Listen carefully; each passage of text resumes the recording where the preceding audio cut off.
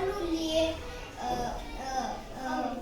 वारा गारगार सुटला होता ती अंगावर झेलू लागली होती. मनोली बरोबर हा. तिला वाटले की कुणीतरी मोरपीस फिरवल्यासारखंच वाटतंय.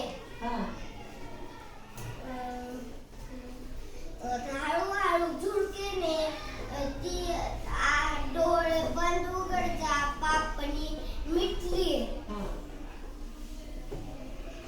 मग काय झालं पुढे? तुम्हाला माहित आहे याच्या पुढे काय झालं? त्याच्या पुढचा पाठ वेदांत शिकवते. थँक्यू.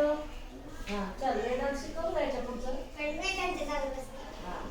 मनूली म्हणाली की हा पतंग मला उचलून नेलं तर असं होईल.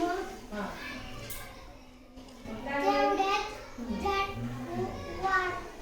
खूप जोरात वारा सुटला की मनूली खिडकीतून झाडाकडे बघत होती. झाडाचे पाने तिच्याकडे बघत होते. दोन पाने तरंगत तरंगत खिडकीतून आत आली. मनूलीने ते उचलले आणि पुस्तकात ठेवले. पुस्तक दप्तरात ठेवून ती शाळेत गेली. बाई नदीची कविता शिकवत होत्या आणि बाई म्हणाल्या, तुम्ही उद्या नदीचे चित्र काढून आणा. मनूली बाईंना म्हणाली, बाई मी खूप सुंदर नदीचे चित्र काढून आणले.